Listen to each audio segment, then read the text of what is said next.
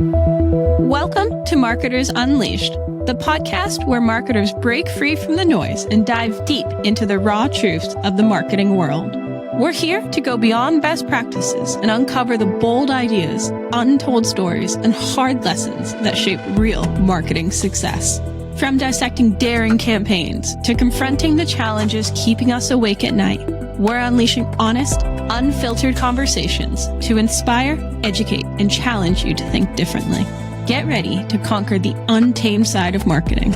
I'm your host, Catherine Strachan, and this is Marketers Unleashed, where we're not just talking marketing, we're redefining. For anyone who doesn't know me yet, I'm Catherine Strachan, author of Scaling Success, Building Brands That Break Barriers, international keynote speaker, and fractional CMO for cutting-edge brands. I've spent years navigating the ever-changing world of marketing and have seen it all. As your podcast host, I bring my expertise and curiosity to the table, diving deep into honest conversations with industry leaders to uncover the insights, challenges, and bold ideas shaping our industry. Let's get started. Hello, and welcome to Marketers Unleashed. And today I'm here with Liz Lumley. It's really great to have you here. Thank you so much for joining me. Thank you so much. Do you want to get us kicked off by telling the audience a little bit about yourself and who you are and what you do? Yeah, so I'm Liz Lumley, and for most of my career I've been a journalist on a very specific industry and topic, which everyone calls Fintech. I've been writing about how banks, but also other financial institutions, use data and use technology since 1994 and host conferences and speak and write opinions and write articles. So a lot of content and content type activities. I love that. I mean, I spent most of my career in copywriting and content and in this industry. Finance, fintech is not an easy thing to write about, and it has a really bad rep for being dry and dull and jargon heavy. How did you find writing about these topics? And knowing you probably definitely challenged that norm of being dry and dull and heavy and boring. How did you approach that? When I started in 1994, I didn't go to school for technology or finance or banking or anything. I was a communications major, and all I wanted was a job in New York City at some sort of publication. And so I saw this job advertised in the New York Times, which was just about a salary that I could survive on in New York. And so all I saw was reporter, New York. And it was covered the real-time market data industry in investment banks. And I barely knew what a stock was, but that was that whole world of Bloomberg and Reuters and digital data distribution systems. When I joined, I had been given this advice by someone who worked at more of a general purpose magazine in New York. Stay places for 2 years, be a generalist, go and write about lots of things. And I thought, okay, I'll be here for 2 years, get my footing, and then I'll go off to the New York Times or Vanity Fair or something like that. But I ended up staying for a number of reasons, and I'm really glad I did. I do find it quite fascinating understanding the mechanics and workings of things.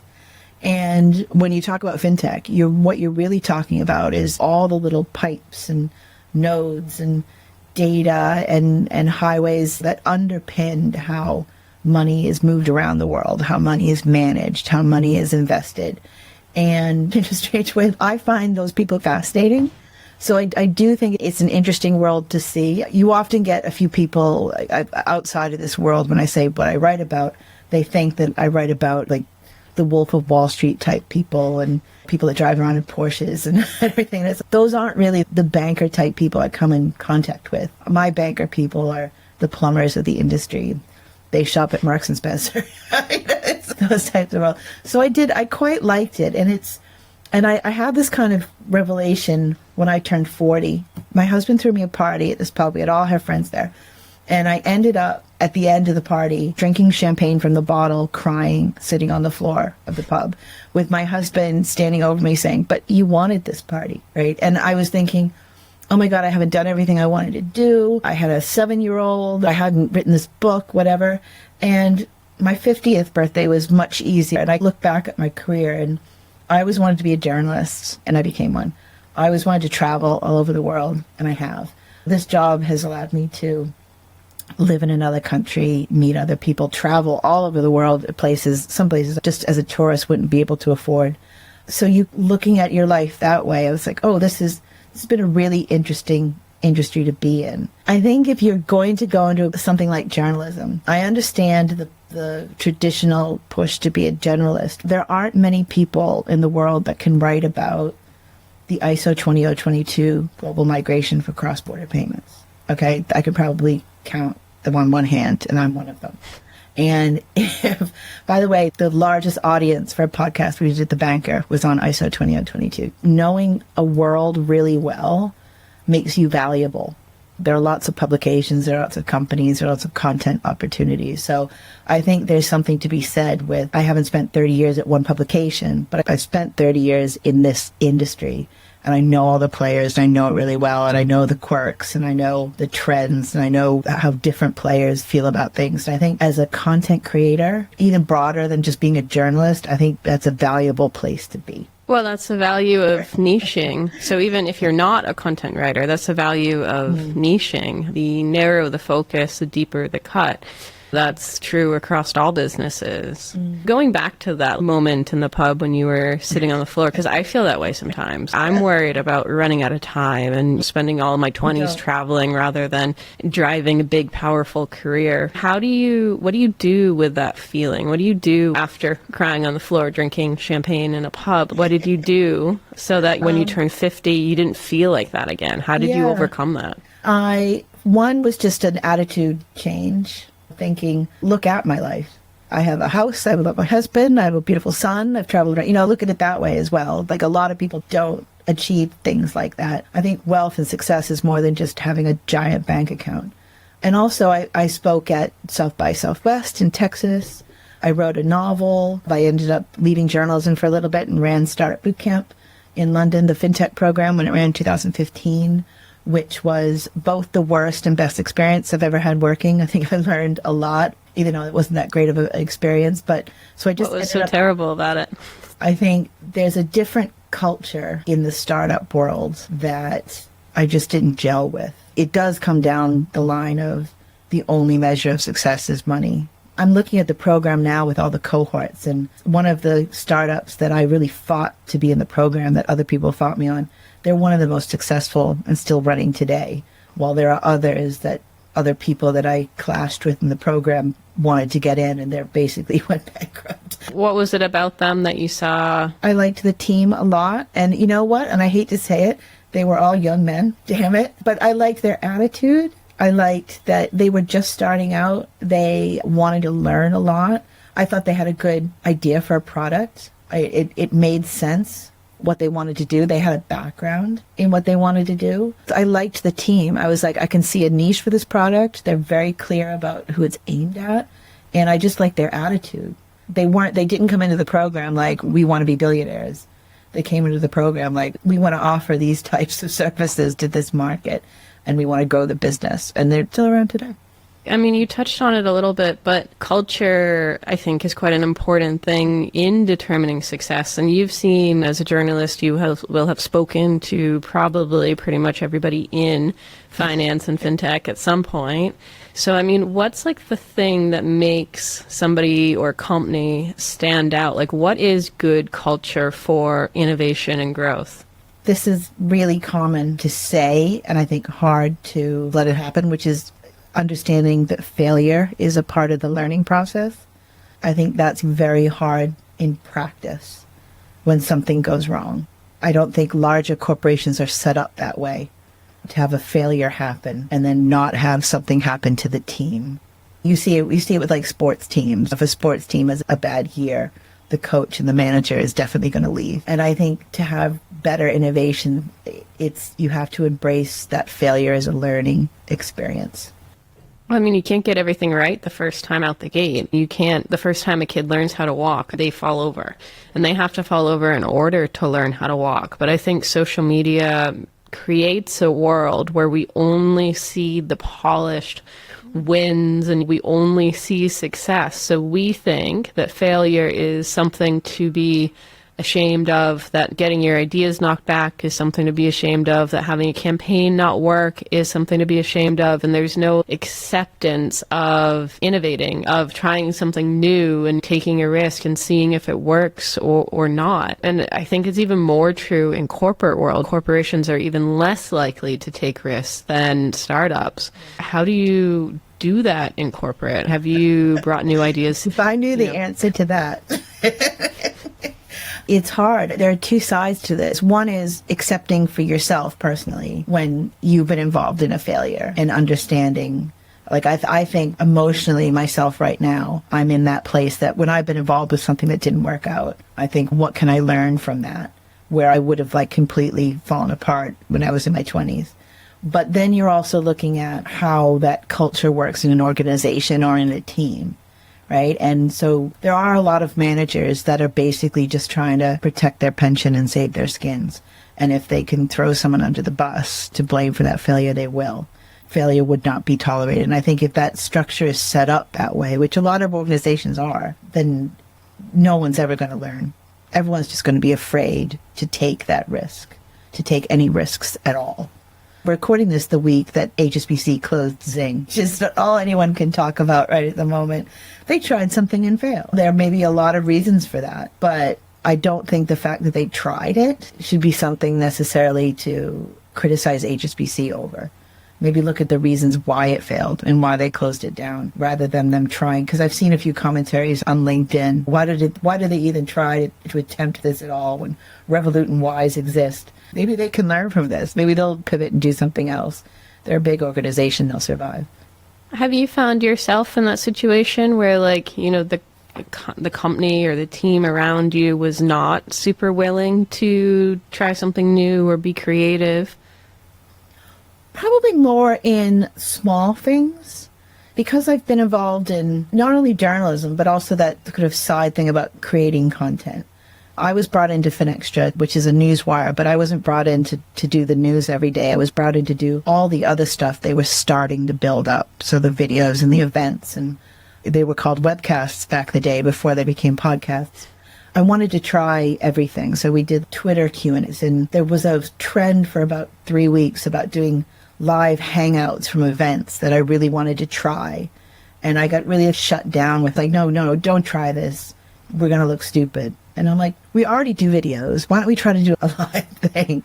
And so that kind of frustrated me a little bit, just because my mind is, why don't we just try this and see if it works? And I've been in a few organizations where I've talked about starting a podcast, and sometimes the first pushback from other people in the group are, podcasts are very sophisticated and we're not going to look sophisticated. And it's, well, maybe those podcasts didn't start off looking that way. You have to start somewhere. No organization or person is born fully formed like Athena from the head of Zeus. It's a gradual process to look more polished, be more professional. And I don't think there's anything wrong with trying something out. And if it doesn't work, then you don't do it again. Yeah, it's difficult, though, to get some people in the organization on board with that, especially like the more risk-adverse roles. CTOs, some CEOs, CFOs, they don't really like to push the boat out and try something new. So, like, how do you convince them that they are safe, they're not going to look totally foolish, and if they do, nobody's going to remember? How do you convince them that it's okay? I think it's very hard. I think in a large organization, stuff like that would work if I'm going to go down the path of an innovation lab. But having some sort of separate type sandbox where you can try stuff out in a walled environment maybe would make some people higher up feel a bit more comfortable.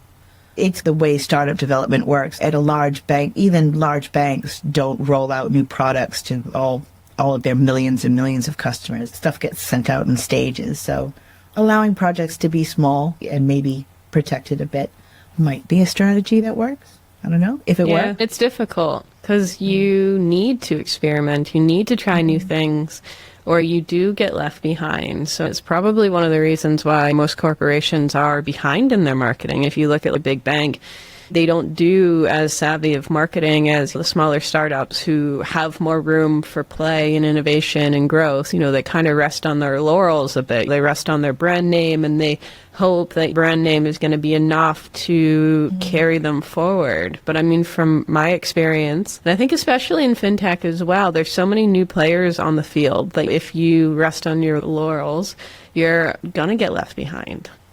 But there has been a pushback from the golden age of the innovation lab, which was supposed to be a place where you could experiment and learn and be an open door for smaller tech companies. I think a lot of people in the higher up started to say, where are the results then? Where is the return on the investment we've made of this office with the beanbag chairs and the whiteboards and the beer fridge? And a lot of them have been shut down because they didn't produce anything. So, I mean, I'm all for play and learning, but at the end of the day, you do have to show some sort of return. What is this learning doing? What are you taking from this to actually make things better in the end runs? You need to be able to somehow show that. I don't think we're quite there yet on how you show that. No, or where you come up with an idea for it. How do you get an idea for innovation? Where does it come from? Does it just come to you in a dream, or is it based on something? All of them How come do to me you? in a dream. Yeah, me too. Or in the shower. The shower is a good place for ideas. But I mean, where do you get your ideas for creativity from? Talking to people, that is my thing. It's interesting. You see a lot of advertisements for like content writers for tech companies and stuff. And I've always kind of resisted it because my worst nightmare is sitting in my house writing 2,000-word blogs that no one reads over and over again and not talking to anybody. And I find ideas for stuff to write about and also people to call to ask their views from just going out and speaking to people and talking to people at events and meeting them for coffee and even just talking to them on LinkedIn. I used to be big on Twitter, which I know doesn't exist anymore. I don't think what's on right now is Twitter. But I was huge on Twitter and met tons of people on that back in the day. So yeah, to me, engaging with humanity is where inspiration and ideas come from me. I think that's a really important one because there's a lot of marketing teams and especially a lot of writers that don't do this. I used to manage a team of writers, and writers tend to be very introverted and very book smart, which is great. It's why they have good writing skills, but it also means that they're not speaking to people. So like their paradise is writing those 2,000-word articles alone in their room in a dark corner. They're almost like coders and engineers sometimes. They don't want to socialize. How did you discover the value of that? Have you always been extroverted and curious and interested in the world, or how did you discover that was valuable for you? So I didn't want to become a journalist because I liked sitting in a room writing, not talking to anyone. I wanted to become a journalist because I liked talking to people and I wanted to have lots of different experiences. And I thought that was the best career to go to get those things. I say this to a few people that come to me saying, oh, I want to be a journalist because I love writing. And writing is like the last thing you do as a journalist. It's the whole front of it is some of it's research, some of it's reading stuff. Others is talking to people. It's interesting. I've just gone back to freelance this month and I've got a few commissions from 3 separate publications. And every single one of them said to me, I'm sorry to say this, but you know you have to interview people for this article. And I went, yeah. It's like this one girl who's a friend of mine, she was like, you'd be surprised. And I'm just like, do people not interview people? I don't know. It was odd. Yeah, so to me, that's what journalism is all about. And also, now we're entering an age where AI is emerging a lot in this creation space. I do admit, I do use AI for a few things. I use AI for spelling and some grammar checking. I used AI to help me put together like an outline for something, which then I wrote and filled in the outline, but it's like I needed some help organizing it. So AI is a great tool, but to me, if all you're doing is summarizing research, AI is going to replace you. It is. Eventually, it's going to get much, much better and much more accurate and will replace you. I don't think AI is going to replace Do you want to meet for a coffee and talk about embedded finance for an hour with another human being? That's where you get the nuance. That's where you get the, I worked with this company and it didn't work out and they did this wrong and this is what I think. That's what AI is not going to replace. So it's also not going to allow you to be a thought leader. So AI can do some generic content, but if you want to be a thought leader or an expert in the space, it's not going to allow you to do that because your opinion is going to be everybody else's opinion. What it says is what everybody else is largely going to be saying. So like if you really want to be seen as an expert or like have a good story, it's not going to happen via AI. Yeah, I agree. 100%. I mean, I think one of the skills with journalism as well is not only being able to talk to people and being curious in other people, but being able to find a story in what they tell you that everybody else is going to be interested in. So, I mean, it's one thing to listen to somebody like drone on, like your history professor in university. You know, history is incredibly fascinating. But if you have a 90-year-old professor who just stands in front of the class and like speaks in monotone and doesn't really tell you any stories, you don't fall in love with history. You're not interested or excited by it. So how do you like take these conversations and find the story in the conversations? Depends on what you're writing about. If you're doing some sort of quick news story, then like that's the story. But what I tend to do sometimes when I used to write a lot of profiles of people and interviews of people, and I used to ask a final question of everyone, and it threw some people. And I didn't always use what they said. So it would be like, you know, say someone's head of digital assets at a big bank. The whole interview would be about Bitcoin ETFs and crypto regulation and blah, blah, blah, and blockchain and tokenization. And then I'd say, okay, if you weren't doing what you were doing right now, what would you be doing? And about a third of the people would say something like, I would teach surfing in Hawaii. I would be painting in France, like, and something completely different from what they're doing. And I would use that to tell the story of this person. So it was a little bit more interesting. There was this one guy who said, I would launch a rival to Gwyneth Paltrow's Goop website. Okay. I'm like, okay. All right. Completely different from what he was doing. So I used it, and it's making someone seem interesting. Most people are more than the sum of even the parts they show to the world. That to me makes a good story. Getting those human stories out too. Most of us daydream of not doing our actual job. What about you? If you weren't doing what you're currently doing, what would you be doing? This is what I'm trying to figure out this year, and it's not so much not doing what I'm currently doing, but it's more trying to figure out how I can live my life doing exactly what I want to do and make money to pay the mortgage at the same time. It's like that balance. It's like I'm not in the mood. I'm going to be 53 years old in March. I don't want to ask permission to go speak at that conference anymore. I want to talk about what I want to talk about in a podcast. I want to see if I can be more of an independent voice and do freelance when I can, as opposed to full-time at one particular publication or organization. Yeah, I think I'm done. It's not so much what I wouldn't want to do. I'd like to write a book, but I need a bit of more time to sit and to write it out. That's kind of flies in the face of going out and meeting people, but I think I'd have a few months in me. You can get it done. I just wrote my book, and I wrote it in 2 months because I had an outline. I had talked about all these things previously, so they weren't new things. So all I needed to do was sit down and write it. So, I mean, I think when you're ready, it will come. Yeah, I'm looking for a topic. The life of Liz Lumley. Well, I might write a Fintech type book. The book I've been asked to write, which I don't want to write, is in simple terms, like the 10-step guide to selling your product to a bank, which I would almost want to write as a satire. That would be a satire, yeah. Yes. Yeah, maybe I'll start on that. You know, some of these stories may be true. Awesome. What about for our listeners, what advice would you give for them if they want to bring more creativity to their lives? Do lots of things.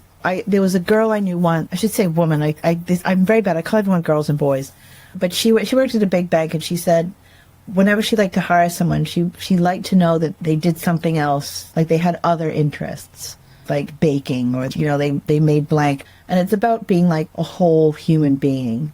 A few months ago, I was speaking to someone. I was in another country. It was a Sunday. And I said, I'm going to go to the pool in this hotel. And this woman said, I think I have to work. And I said, it is Sunday and you're only going to the pool for an hour. And there's this kind of mindset that if you do anything that isn't serious, you're going to somehow fall behind. You see this a lot in America. And I think sometimes the whimsical stuff, the stuff that seems fluffy and outside, you need a bit of that in your life. It does. It gives you creativity. It's like that idea of play. It's that idea of letting children be bored, letting them stare out the window, let them do something. I think that's where sometimes a lot of creativity comes from. And it also gives you a bit of a rest for when you do have to work all day. Yeah, well, and I mean, your brain is a muscle. Any professional athlete knows that you don't train all day, every day, because you will sprain a muscle. You're more likely to hurt yourself if you don't take time to rest and recover. They know how to treat their body. They know how to take care of their body. We don't treat our intellect in the same way. And I know this for a fact because I've done it.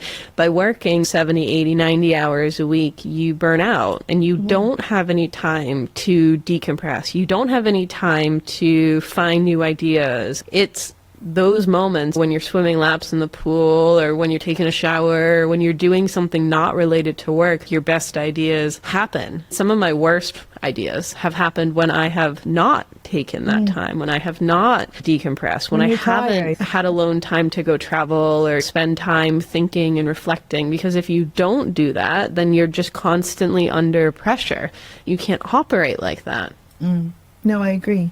I think sometimes women do this almost more than men because they don't want to be seen as not being serious and not working hard. I was on like a women's roundtable type thing, and I think it was broadcast. This was during COVID, and they asked us all like what books we were reading, and all of the women on the panel said some really heavy nonfiction book about finance and blah, blah, blah. I said, I just read all the Bridgerton novels. Awesome. And everyone went, oh, and I'm like, yeah, that's what I did. That's, it's COVID. We're all at home. And I don't think there's anything wrong with that. Men's talk about playing video games and watching sports. I don't know. It just, golfing. Don't be afraid to say, I went to a bottomless brunch on Sunday and got really drunk within reason. You can do that. Don't be Sunday. It's Sunday, true, exactly. And anything happens on a Sunday. It's not like it's a Monday or Tuesday. That would be a little bit more concerning. I mean, yeah, you need to be a full person. Like when I realized that I was burnt out, one of my paths to recovery was to build activities and hobbies that fully consumed me and took me offline. So my hobbies are things like rock climbing, when like you obviously can't be on your phone or you'll fall off the wall. Pottery, where your hands are totally dirty for 3 hours so you can't look at your phone. Spinning, you're just trying to breathe, so you're definitely not looking at your phone. Finding these hobbies where you are totally immersed in it for 1 to 3 hours so that you can't, even if you wanted to, you can't really work. You can't even think about work when you're spinning on a bike and trying to breathe. It was one of the ways that I started to recover from burnout was by focusing on activities and hobbies that allowed me to define myself, not by my company, not by my work, but as an actual standalone individual. I think you made a really good point about the phone. I was shamed a couple of weeks ago. My son's training to be an actor, and he was in a workshop, and he was told to imitate one of his parents, and he imitated me, and he immediately pulled out his phone and went, do you see what I'm doing? Do you see I'm on the phone, right? And I'm like, I do not do that. And I was like, okay. But a few years ago, and I got mad at myself afterwards with the result because it's obvious, I was too perpetually online. As I said, I was on Twitter a lot. And there were a group of people, men, who were just irritating the shit out of me constantly. Not attacking me. I was attacked by someone online on Twitter. It's made Wired magazine, which was fun. But it was just, every time I saw this person pop up, because I had TweetDeck on my computer, every time I saw them comment on something, it would trigger me. So I decided to block them. So they disappeared from mine and a few other people. And immediately my mental health improved. And I was mad at myself. I'm like, I should have just realized you don't need to pay attention to those people. They don't impact my life. They're not my friends. They don't influence me. So I think there is something very much said about putting the phone down. Well, I think you have to proactively protect your mental health. Your brain, again, is a muscle. So, I mean, if you're not working on cultivating good mental health, whether that's making sure that toxic people aren't in your feed or affecting your life, or going to the gym when you're stressed out, if you don't protect it, if you don't block out toxic people, if you don't take time to unwind and have hobbies outside of work, if you don't go to the gym, if you don't, it builds up and it builds up and it builds up and it builds up until you've got a very serious problem on your hands. No, I agree. It's like weeding a garden. If you let your garden go run crazy, you don't put any work into it, then it's just going to be like a wild jungle that you can't even use. Where, if you do something little every day, you take a weed out, you put a flower in, you water your plants, your garden will grow and you'll have a nice space that you can use. But you're much stronger doing that. You're much more able to be creative. You're much more able to do a better job than if you don't do these things. Make sure that you create an environment internally as well as perhaps externally that you can be creative in, that you can come up with these new ideas in, and that you can innovate and bring new ideas to the table. Yeah. Yes, very, very much so. Yeah. I just can only say I agree. Good. Well, I'm glad we agree. So apart from writing a book, what's next for you? Yeah, so I'm working with a few people about possibly doing a roundtable series this year. I'm going to explore possibly doing some sort of podcast. I'm available for all freelance commissions. I've got an article on crypto regulation under Trump, which is coming out in a new publication called Compliance Correlates today. I'm going to be writing about Bitcoin ETF, U.S. Bitcoin ETF, 1 year on. I'm going to be writing about Asia trade finance in Treasury Today. But yeah, anyone wants to hire me to write an article, I am free and independent. Well, thank you so much for joining me on the show today. Mm-hmm. Thank you for inviting me. Thank you very much. It's been great to have you. That's a wrap for this episode of Marketers Unleashed. Thank you for tuning in and diving deep with us into the unleashed world of marketing. We hope you're leaving with fresh insights, new ideas, and maybe even a few aha moments to fuel your next big move. If you've enjoyed today's conversation, don't forget to hit that subscribe button so you never miss a new episode. And hey, we'd love to hear from you. Drop us a review or connect with us on LinkedIn to share your thoughts and join in the conversation. Until next time, keep thinking bold, challenging the norms, and unleashing your inner marketer. After all, what's the worst that'll happen? I'm your host, Catherine Strachan, over and out.